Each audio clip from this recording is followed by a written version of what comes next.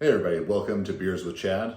I'm your host, Chad Wesley Smith, and this is a podcast about the stuff I like.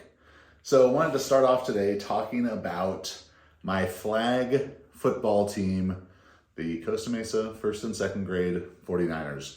So I'm coaching a team with my nephew, my best friend of 20 years, Paul, his two sons who are, I'm Uncle Chad to them too, my buddy Colby, his son, Dennis's son, if you're getting the picture, my nephew and most of my friends' sons. So our league is 1st and 2nd grade, but our team is actually 1st grade and 2 kindergartners, so all 6 and 7-year-old boys. And this is my first time actually coaching any youth sports. I've studied a lot about long-term athletic development. I've, watched my nephew and my nieces play and as I do, judged it with a critical eye. So this is my first real experience getting to do that, and it's been a lot of fun so far. And we won our first game last Friday night, so I really enjoyed that. It was critical that we got to be the 49ers, and not just because that's my favorite team, but this is also all part of a concerted effort to win over my best friend Paul, his sons Cal and Wes, win them over to 49ers fandom. So Paul grew up outside of Dallas, Texas, and naturally is a diehard Cowboys fan.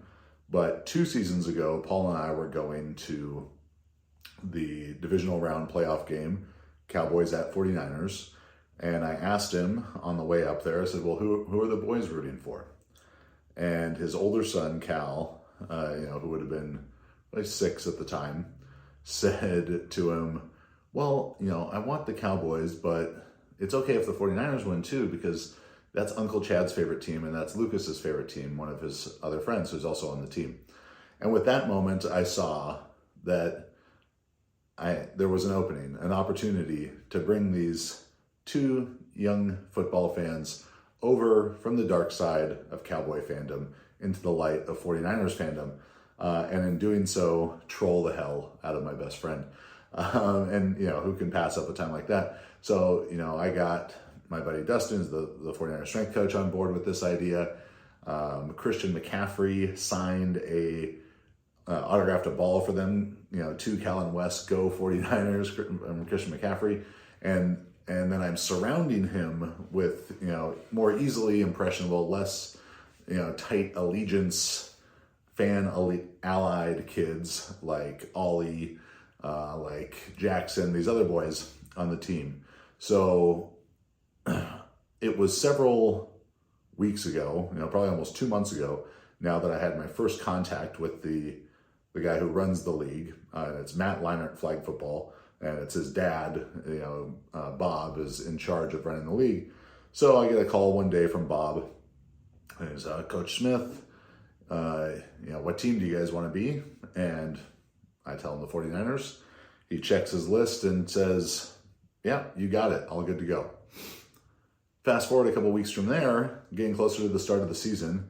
And while I'm on about the 9th hole at Pebble Beach, I get a frantic text message from one of the moms. Have you checked your email?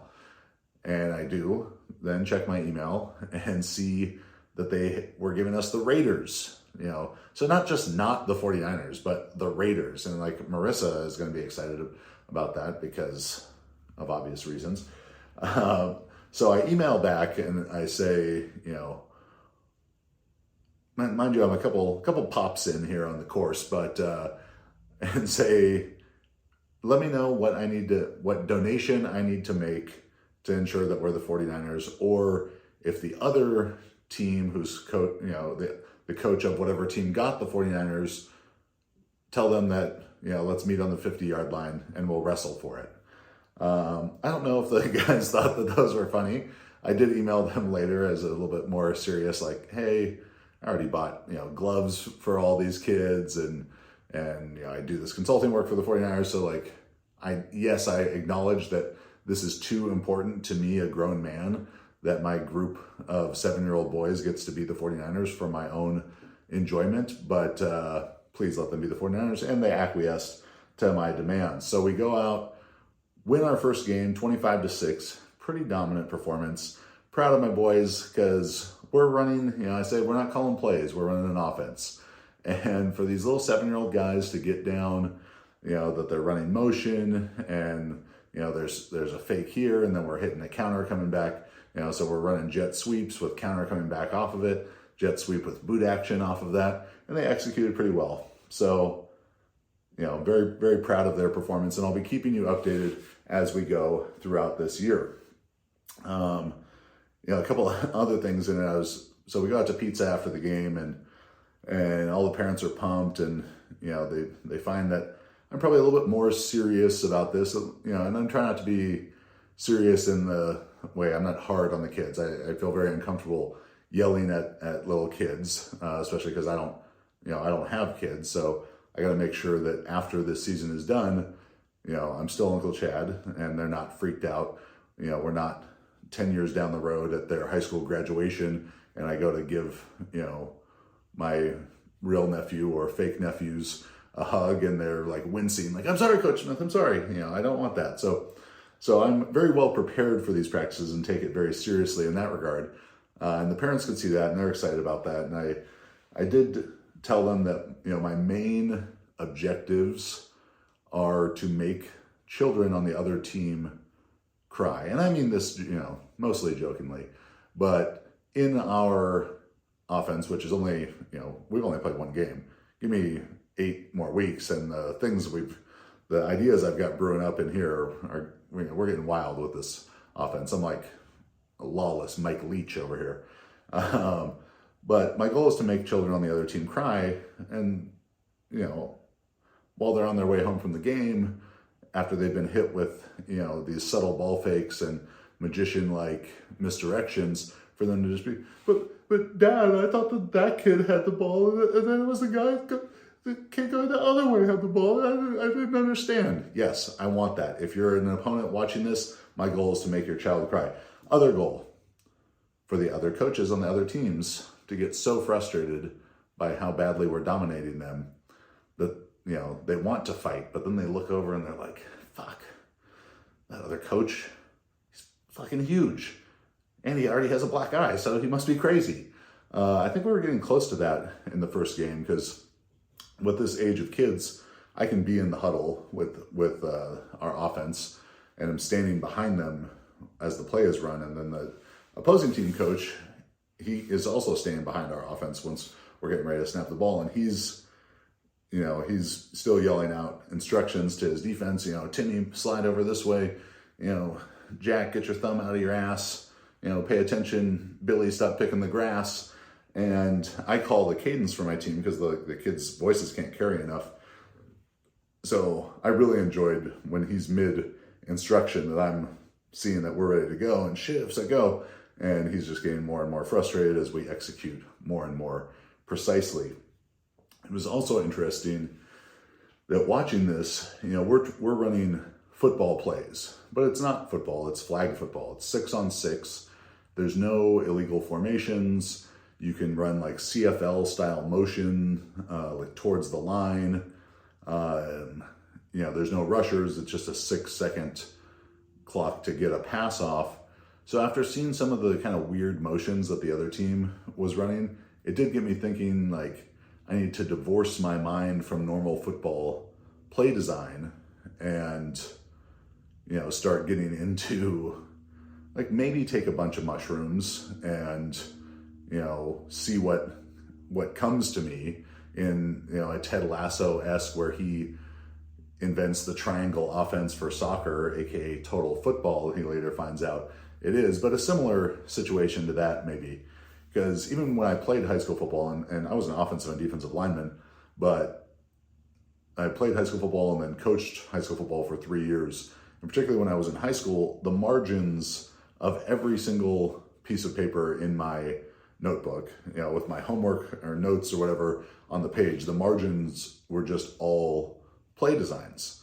They were stuff I, picked up from watching college and professional football, and just ideas that I had. And our head coach humored me enough to meet with me and take a look at them. And we actually did run some kind of similar concepts to some of that stuff And so I've always been interested by that. Sent some to my buddy Dustin, and he was impressed. I told him to pass some of those ideas along to Kyle Shanahan. So we'll see if they come up.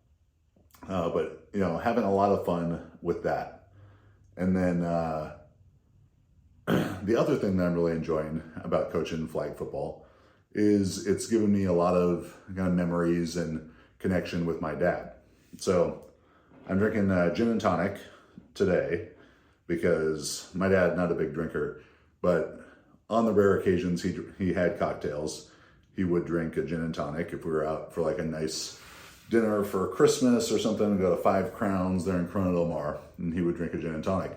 So when I first got a fake ID, and then the first time I went to a bar, I remember the bartender looking at me and asking what I wanted. And in that moment, I think probably as most people with a fake ID do at the first time that they're at a bar, you panic a little bit. And I, tried not to show it on my face too much, hopefully. But the first thing that came to my mind was gin and tonic. So I ordered gin and tonic, and, gin, maybe of all alcohols, is the most acquired taste, but I did, I liked them enough. I've had some good gin and tonic days. Drank a lot of gin, not even so much on the tonic side of things. On my 21st birthday, almost fell off a boat, but that's a story for a different day. So drinking a gin and tonic for my dad, who passed away 2 years ago today. Yeah, who passed away 2 years ago today, or very early tomorrow morning. And with doing the flag football coaching, I don't have kids, but this is, a great opportunity for me that I feel a lot more connected to my dad doing this, because he was our coach all the time. And I just have a ton of great memories around my youth sports, around sports in general, with my dad, Wes, hence the Wesley, it's the middle name. From being a really young kid, and he was my older brother Zach's soccer coach, and had been my oldest brother Adam's coaches as well for soccer and baseball and all this stuff. And Zach played club soccer, and we would travel all around. And I remember, we're riding in the Dodge Grand Caravan to a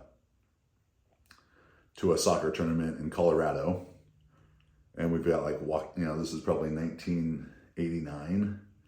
And we've got walkie-talkies that we can talk from our van to our friends' vans. And there's, my brother's teammates, some of them riding with us. And I'm like 3 years old and they're 12, and I think that they're the coolest people ever, even though they were probably torturing me a lot. And, so that's kind of my first memories of my dad as a coach. And he loved it. And then he coached, my AYSO soccer teams, T-ball. Remember the first day of T-ball, we're the Mets. And we, get home from practice, or I'm driving home from practice. And my dad asked, how do you think it went? Or how do you think the team's going to be? Something like that.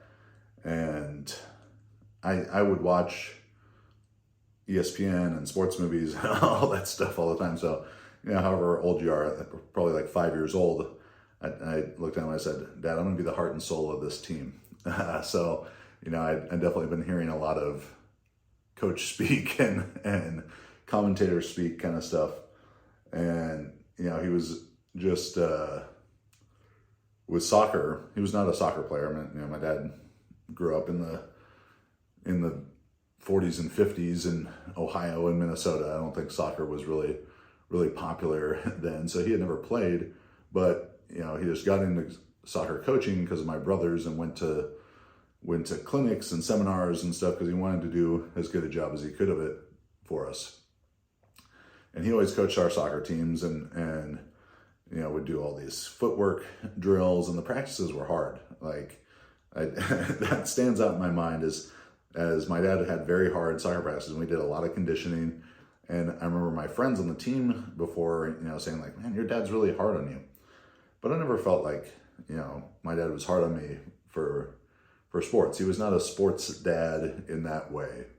He wasn't, when I was coached by other people, yelling at my coaches or getting on them about anything. With one exception, I do remember him and my high school defensive line coach almost getting in a fight after a game once, but my coach admitted after that my dad was right about it. So, but he wasn't that kind of sports dad. He was there to support me, and whether that was coaching our real teams or playing pickup basketball in our driveway. He had this hook shot he would take from the right corner of our driveway, kind of like a sky hook sort of thing, and unblockable. I could never deal with that. And, always stressing to me to learn how to shoot with my left hand too was a big deal.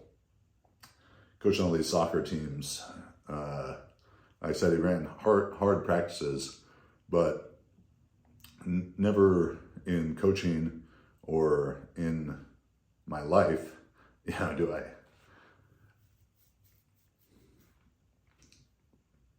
do I remember like my dad ever yelling at us or anything like that. That wasn't his personality. He was very patient. He was very patient, very principled, very caring, understanding guy.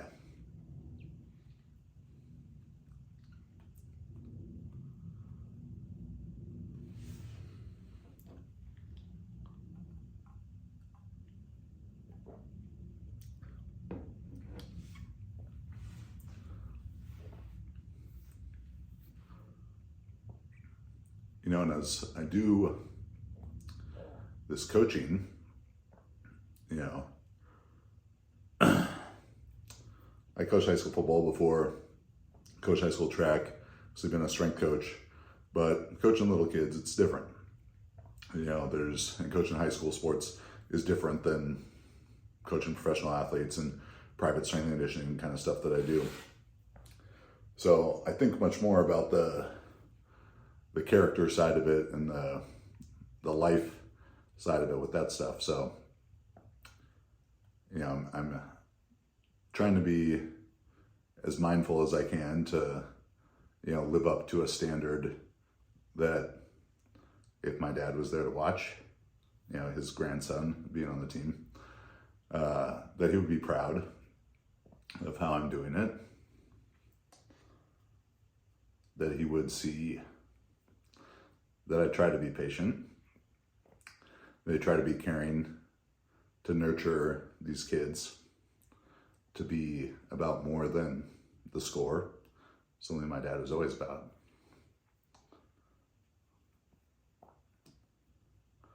So we did stuff like, I gave all the boys a copy of Way of the Warrior Kid. So hopefully they read that and took something from it. And yeah, is that two years ago? 2 years ago today.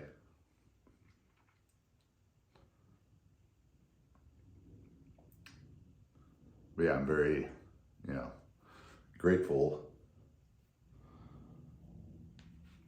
for the opportunity that, my friends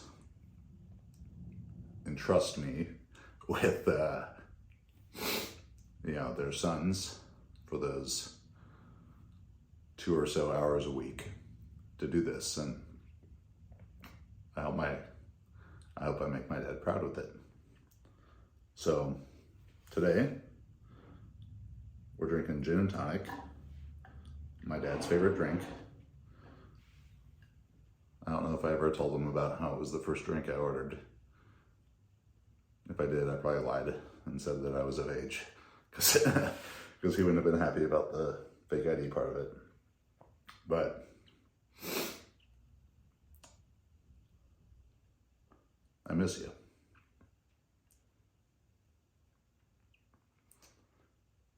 I'm sure people, of the dozens and dozens around the world listening. Some of you guys are missing yours too.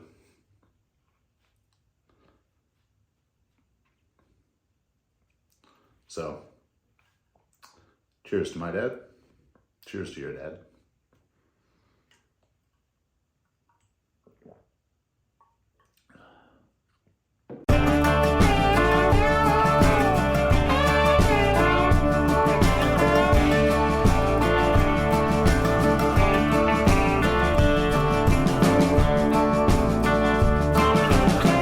Welcome to Beers with Chad. All right, so over the weekend we had UFC 299. Very, very big card. Watched it over at a friend's house. This upcoming weekend in the UFC Fight Night, we have one of the guys that I coach, Danny Silva, Santa Ana's finest, will make his UFC debut from where he got a contract off the Contender Series. So be on the lookout for him, and I'll talk about him more later this week.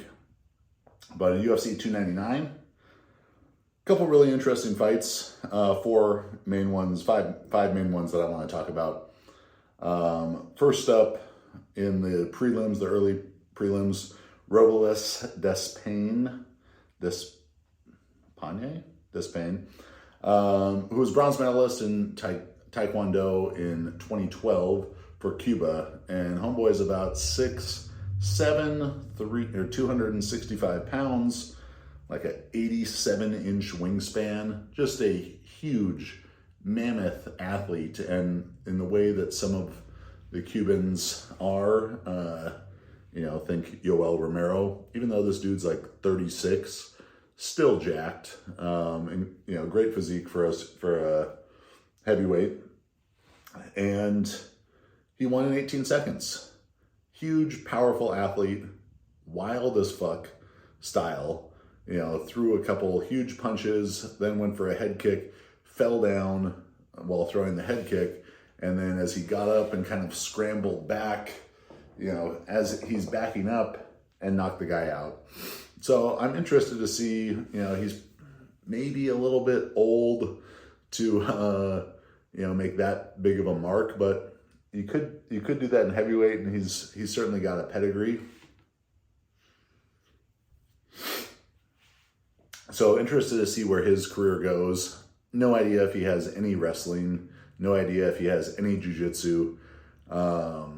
Getting him against a more well-rounded fighter. I don't know anything about the guy he was fighting, but he seemed overmatched, to say the least. But will be an interesting guy to watch. Next fight that stood out to me was Mateus Gamrot and Rafael dos Anjos. I've had the good fortune to know Rafa RDA since about 2010 when he first moved to the U.S. I was a strength and conditioning coach early in his UFC career. He's done a ton of training with my jiu-jitsu coach, Philippe De La Monica. They've been friends since they were little kids. And so gotten to spend a lot of time around him and definitely have a soft spot for him. He, a couple things that I hope everyone can appreciate when watching a guy like RDA. And I'm, do this more because it's a guy that I know, but he's fighting high-level guys who are much younger than him. He has fought anyone and everyone that the UFC has ever wanted him to fight, whenever they wanted to fight him at whatever weight class. He used to fight as a 155 where he's an interim champ, and then he went up to 170 because he just couldn't make the cut anymore. And now at nearly 40 years old, he's going back to 155 for this fight. Look at his, he's had 40, this was his 48th professional fight, and he's fought everyone. His last couple fights, Vicente Luco, Moicano, Paul Felder, Michael Chisea, Leon Edwards, Usman, Covington, Lawler, Neil Magny, Tony Ferguson, Alvarez, Donald Cerrone twice, Anthony Pettis, Nate Diaz, Khabib, up a class, down a class, doesn't matter. RDA, class act, super hard worker. He was in great shape. He's been, back training mostly in Brazil. Lost on the decision, but he really had a couple moments in the first round where it seemed like he was going to finish Gamrot, and sort of after this one knockdown, just rushed in a bit too much and ended up, kind of losing the position and Gamrot catching a single leg on him in what was a great opportunity for him to finish. But a special nod to RDA, always going to be a fan of him. Michael Venom Page, coming over from Bellator in his first fight. A showman, definitely, with the Undertaker entrance. Not my personal style of guy, but, you gotta, it's the fight, it's show business, not just a fight. So he does have a very, very creative style, though. A great striker, a great athlete, certainly. And, he put on a bit of a clinic there against Kevin Holland. To be fair, though, I was distracted for a lot of the fight as we were watching at my buddy Dennis's house, and several members of the mini 49ers were in attendance. So we had 3 7-year-olds, a 6-year-old boy, a 3-year-old boy trying to get in the mix, and the 10-year-old big sister, who pretty much had their own fight club going on while we were watching. They have the Hulk gloves, one Hulk glove each, and are going at it in these one-handed boxing matches. And a lot of it was happening during that match, so I didn't get to put the critical, analytical eye on it that I might have normally. But, following up with it after the fact, MVP, I'm interested to see who he gets. I saw some people talking about Hamzat for him. That's going to be a really tough matchup for him. I don't think he's got the defensive wrestling skills to deal with that. Great win for Dustin Poirier. Very exciting fight. Going into that, I would have thought, maybe Poirier's a little past his prime. This is going to be tough for him, but he did great. He's a tough dude. He's another guy who's fought everyone. So hopefully he gets, a good, interesting matchup and can get a good payday coming up. And then the main event, Sugar Sean O'Malley versus Cheeto Vera. Cheeto's a local guy here. My guy Danny spars with him pretty much every week. So, our house was definitely rooting for Cheeto. I don't like Sean O'Malley. He seems like a douchebag. 3 years ago, I was at Cowboys at Rams at SoFi. SoFi had just opened, and we're sitting in these VIP seats, no big deal. And it has a private bar underneath the stands. And at some point, I'm down there, and I kind of look over at the bar. The guy next to me, I was like, "This guy's got weird fucking hair. Huh. He really looks like that Sean O'Malley guy. Oh, but he's wearing a shirt with Sugar Sean O'Malley on it. That doesn't seem like, what a douchey move." So that's kind of my impression of Sean O'Malley. More of a character than he is maybe a great fighter, but he's an excellent striker. Very creative, interesting timing that he uses, and he was a lot better than Cheeto Vera. Cheeto Vera is the 5th ranked fighter in that division. He shouldn't be fighting for a title. He's a good fighter, but 5th rank doesn't earn you title, and that's part of my problem with Sean O'Malley, is that because the UFC sees him as this, star in the making or current star, they're giving him a little bit of special treatment. And hopefully after this fight, that special treatment ends and he takes the fight that, with the most deserving guy, Merab Dvalishvili, who is unbelievable. When Merab fought Peter Yan and had 49 takedown attempts in 5 rounds and looked like he was ready for 49 more, I cannot wait to see Merab do that to Sean O'Malley, because O'Malley is going to be nowhere near the strength to deal with that, nowhere near the defensive wrestling to deal with that, with Merab's just unbelievable pace and intensity. So I'm looking forward to Merab dismantling Sean O'Malley, who looks like a clown and acts like a clown, and I don't know. Maybe, he's probably big on TikTok with the broccoli heads. That's me, an old man, shaking my fist at the cloud. Today's episode of Beers with Chad is brought to you by the Juggernaut AI app. If you want the smartest program for you, fully customized, adapts to your feedback, grows as you grow as a lifter, visit juggernautai.app and use code BEERS to save on your monthly subscription. All right, so I want to talk about some NFL free agency as well. First up, the 49ers free agent stuff. Not loving it so far, not loving it. Eric Armstead likely gone, didn't want to take a pay cut, understandable. I'm not sure how big that pay cut they wanted is, but hasn't signed anywhere else yet. So we'll see what ends up happening, if he finds that the grass is greener somewhere else or not. Javon Kinlaw gone. Cleveland Farrell is gone. Chase Young probably gone. Farrell, I would have liked to see them re-sign. Kinlaw, I knew was probably on the way out.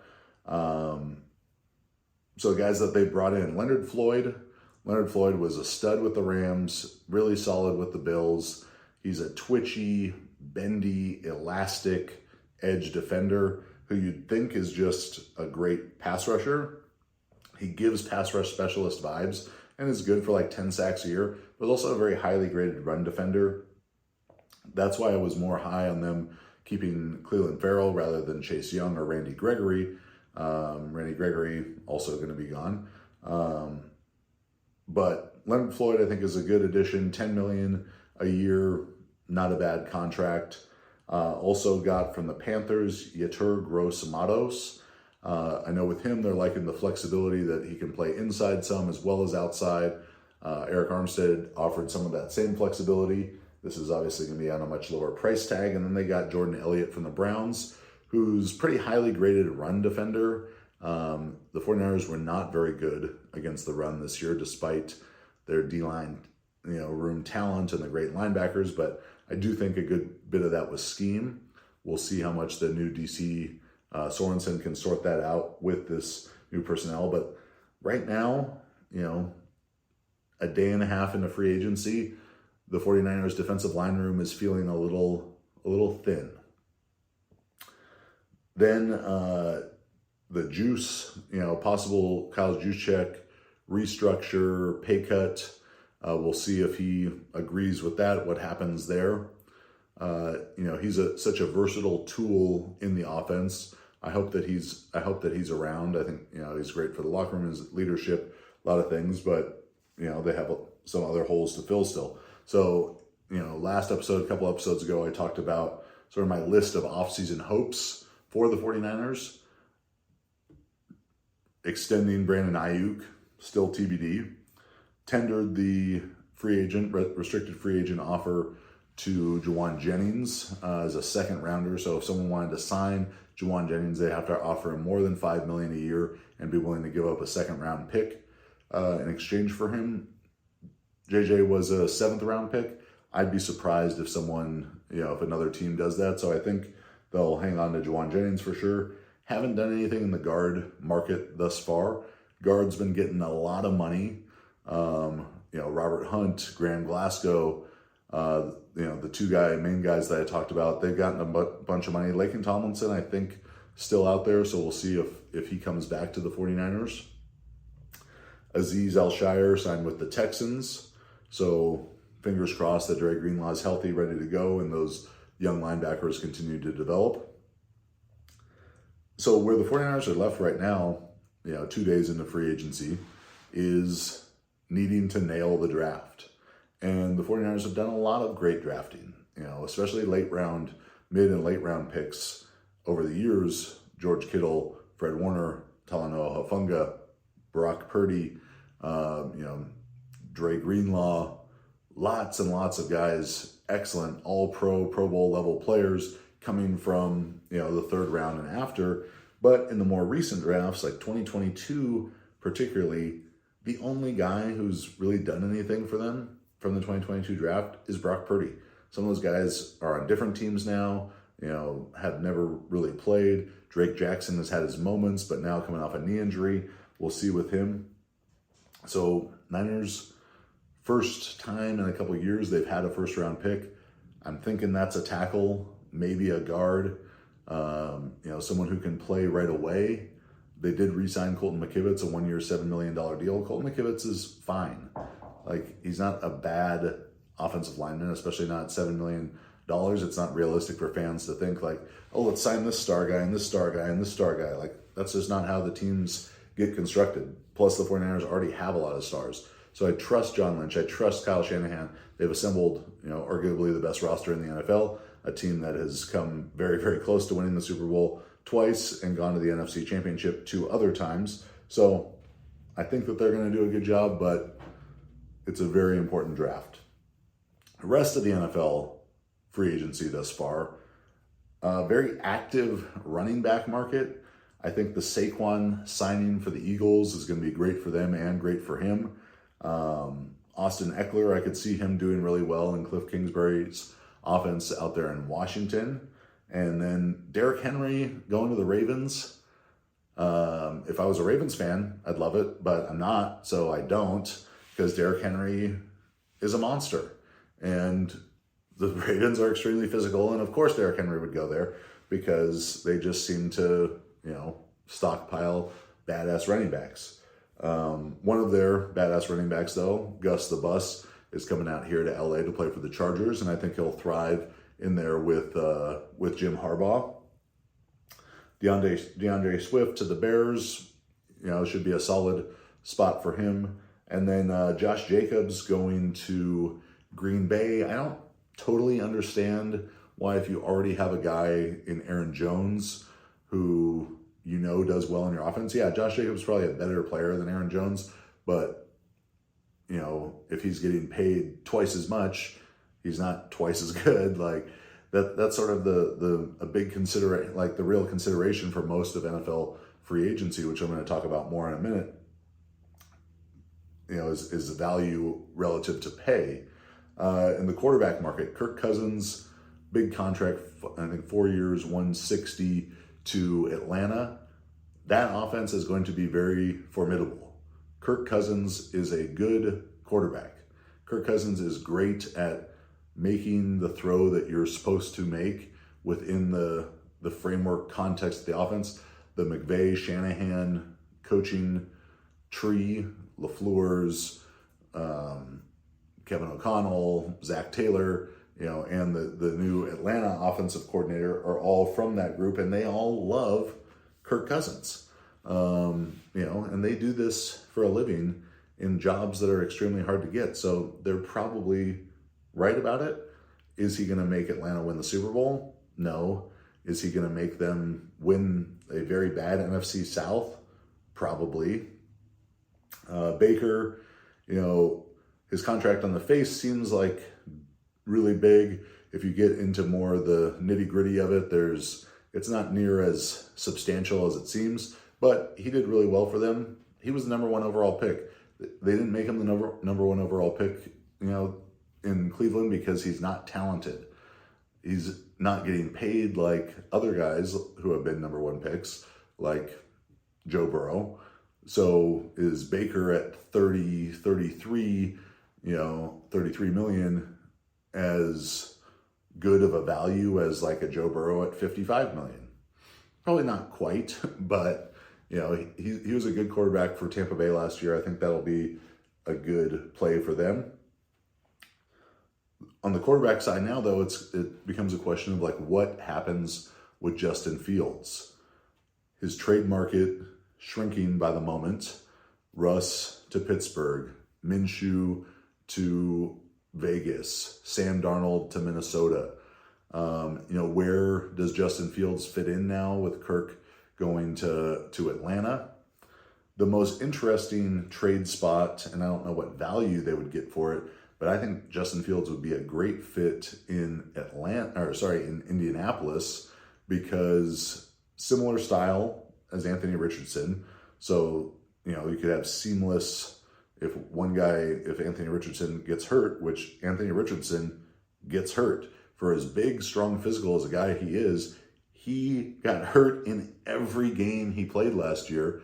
And, the transition from Anthony Richardson to then his backup Justin Fields would be stylistically, and the way that Shane Steichen wants to call the offense, much smoother transition than Anthony Richardson to Gardner Minshew.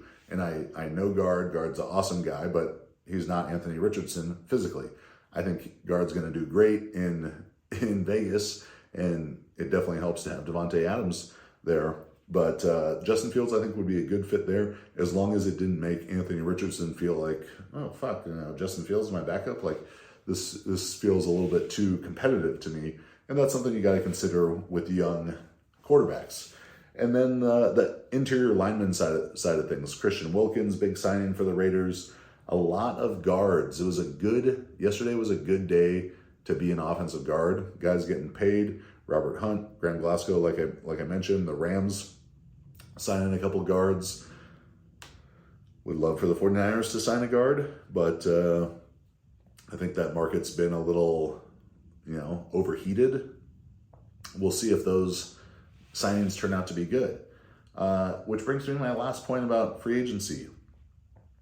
A lot of those signings are going to turn out not to be good, because most free agent signings, big name ones, aren't good. They don't work out to be, not that the guys aren't good players, but do they play up to the level of their contract?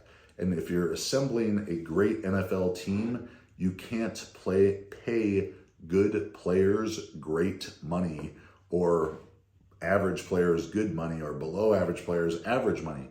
You need guys to play to the level of their pay or beyond the level of their pay.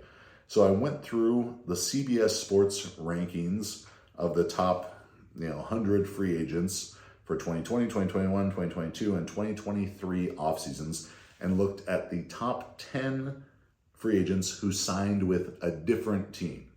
So when teams re-sign their own big name free agents, that's a good decision typically. Doesn't work out all the time, but typically that's a good decision. But it's teams who are going and trying to get someone from another team and say, even though there's a reason that team's getting rid of him, we're going to make it work, or he's going to be just as good or even better for us after we give him all this money, and he could potentially, kind of coast or rest on his laurels. So as I went through these 40 free agents, I ranked them into 5 categories. A great signing, a player who played up to the level that you expected, at or above the level of his contract and had great success. A good signing,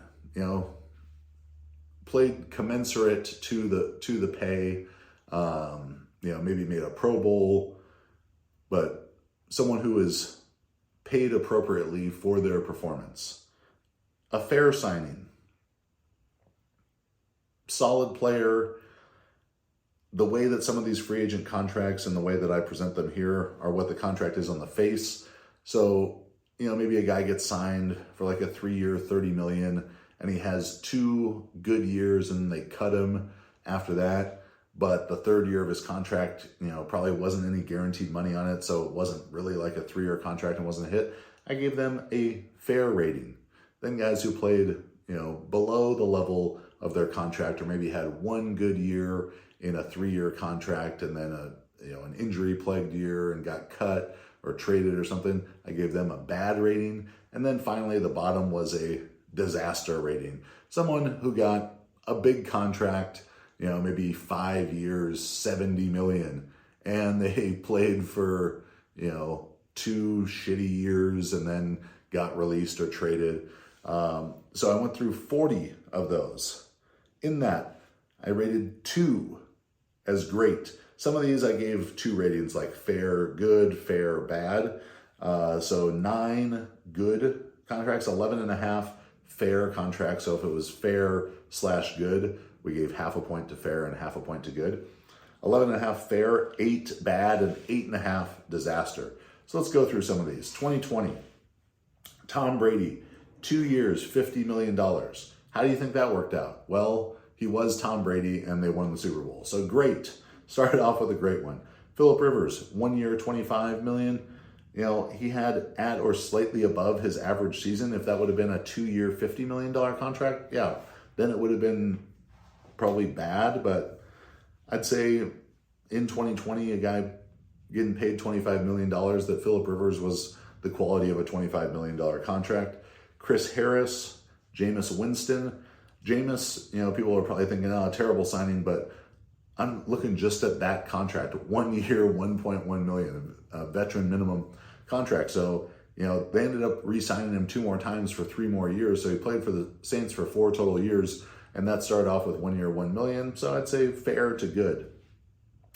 Now, let's get into some of the bad ones. Byron Jones, who became one of the highest paid corners in the NFL, going from Dallas to Miami for 5 years, $82.5 million. Talked about Byron Jones a couple weeks ago in our best combine performances because he had freakish vertical and broad jumps. But he gets a bad rating here. On that 5-year, $82.5 million contract, he played 30 games in his first 2 years, pretty solid seasons, and then was on the physically unable to perform list the whole 3rd year. Then he was kind of cut and retired and pissed at the Dolphins, saying, basically they messed my body up, which is unfortunate, but 2 solid years on a 5-year, $82.5 million contract does not make a good free agent signing. Corey Littleton, Teddy Bridgewater, Teddy Two Gloves, 3 years, $63 million to Carolina. Played for them for 1 year, 4-11. Traded to the Broncos for a 6th round pick. At least they traded him, so I'm not sure how that trade went. If the Broncos were paying more of his contract then, or the Panthers. Knowing the Panthers, they probably screwed it up, so they should probably just change that one to bad. Besides Tom Brady, likely the best signing in there, Jack Conklin, going from Tennessee to Cleveland. 2020, he was an all-pro. He's had a bunch of injury problems, but the Browns did sign him to a 4-year, $60 million extension. Moving on to 2021, we start out with disaster. Kenny Golladay going from Detroit to the Giants, 4 years, $72 million. 43 catches for 602 yards and 1 touchdown in 2 seasons. Then released after the 2023 season. Up there with, worst free agent signings you could have. Joe Tooney, one of our 2 great free agent signings, All-Pro and 2 Super Bowls. Tough to be better than that. Having some injury problems. Then a couple tight end signings. This was a free agent spending spree for the New England Patriots as they signed some wide receivers this year too. 1 good tight end signing in Hunter Henry, 1 bad tight end signing in Jonnu Smith, who they then traded to the Falcons, and then he was cut by the Falcons and now has been signed by the Dolphins. Corey Linsley, 2 really good years, then some non-football injury IR. He probably would have been good, but if it wasn't for the health stuff, marking him down to fair. Disaster in Carl Lawson, signing for the Jets, tore his ACL right away, missed the whole first year, and then had 7 sacks in his second year and none in his third year. So 7 sacks in that 3-year, $45 million contract, not too good. Moving on to 2022, these guys, some of them a bit harder to evaluate because it's such a short time. But Teron Armstead, paid him a ton of money in Miami, made the Pro Bowl in 2022 on just 13 starts, made only 10 starts this year.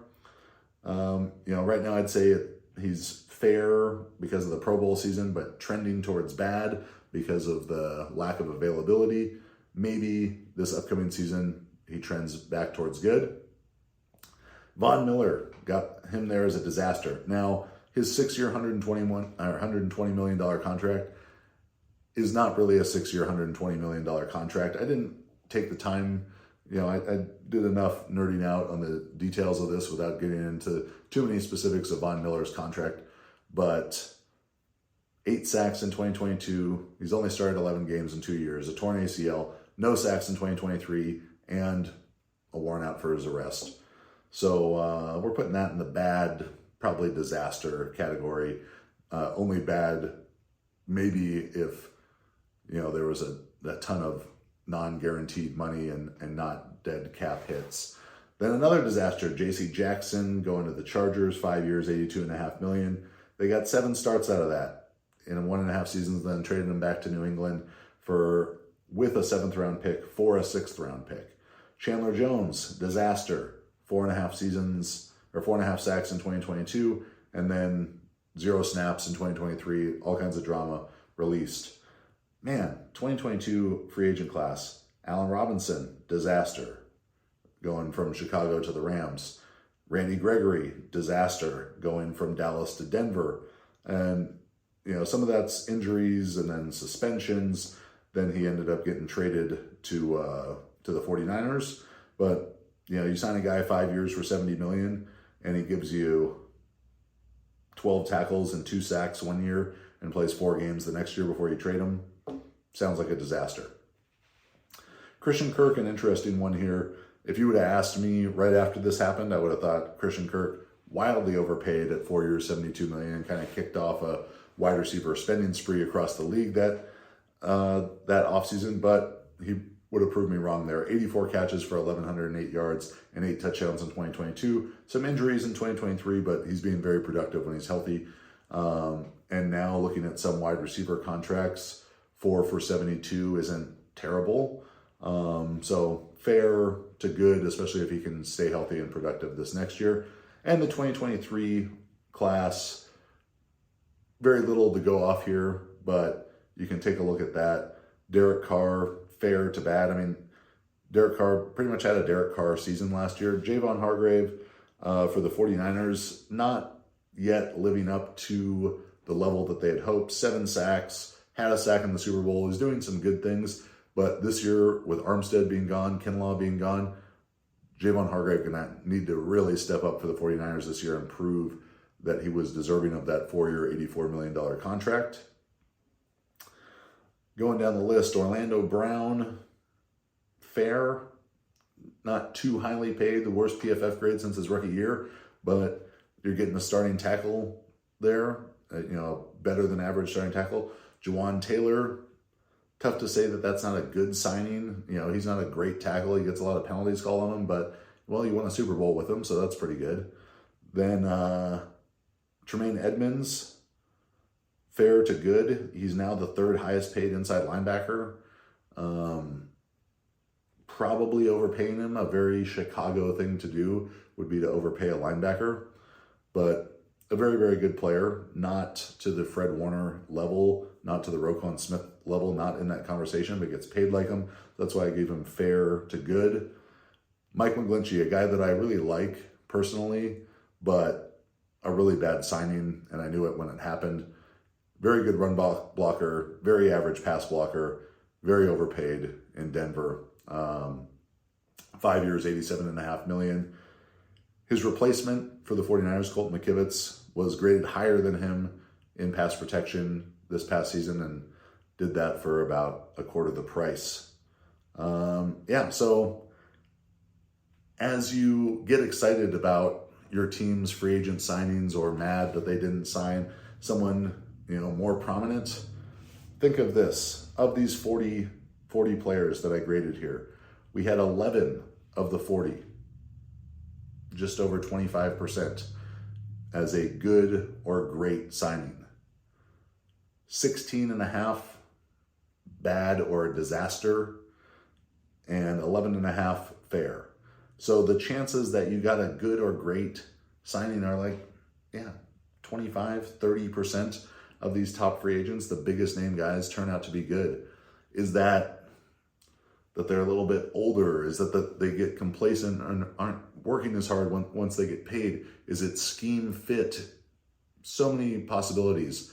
But we could go back and do this exercise for more and more and more years, and you'd see the same trends. Signing big name free agents is rarely what leads a team to being a great football team. Signing big name free agents from other teams, re-signing your own great players, definitely, you want your team to do that.